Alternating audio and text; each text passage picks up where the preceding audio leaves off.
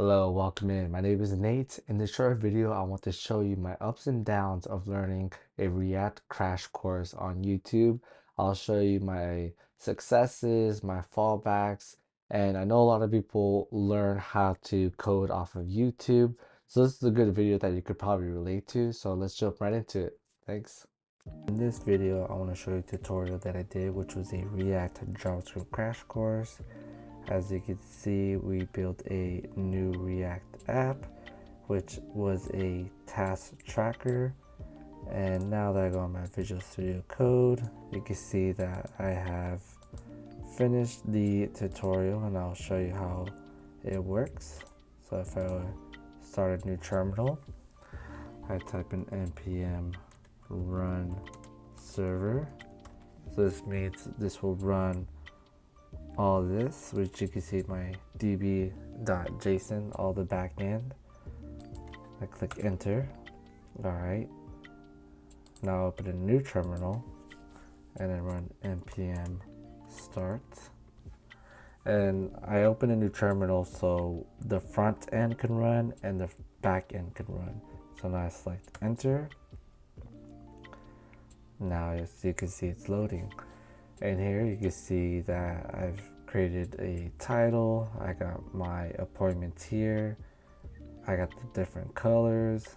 As you can see, I can click add. And from here, I could add, for example, basketball practice. Practice. Let's say February 8th. At 6 p.m. Set a reminder, save task, and there it is. And if I go on my Visual Studio Code, you can see it has added here as well. You can also delete it. As you can see here, it also deletes. So that's pretty much how it works. I could close it, add it, you can see what it's about, go back. That's pretty much how the app works. First problem I had while watching the tutorial is that it was outdated. It was made 2 years ago, so watching the tutorial I had to make sure everything was up to date. So in this video we used Node.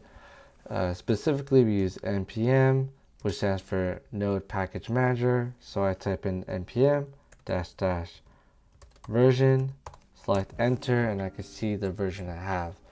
So I want to make sure that I'm using the most up-to-date version while working on this code, because then it won't run smoothly. I can have errors later in the tutorial. So that's the first thing you want to make sure is that you're up to date. So the second problem I was having, which is probably one of the most common problems and obvious problems, is getting errors. So to try to avoid getting a lot of errors, is to just rewatch the video, take your time, even if that means rewatching the tutorial. And that ties to my third problem that I want to discuss, is making sure you consistently save your work.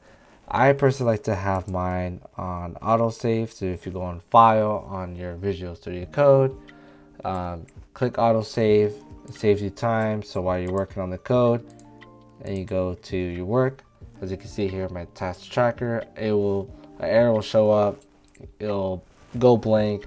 So that's one great way, is to making sure you have your work on autosave, or just consistently save it so you can catch an error right away. While watching this tutorial, I did have other errors that I couldn't figure out. I rewatched the video, and another great tip is to go to YouTube tutorial, go to the comments, and sometimes your answer that you need is on the comments.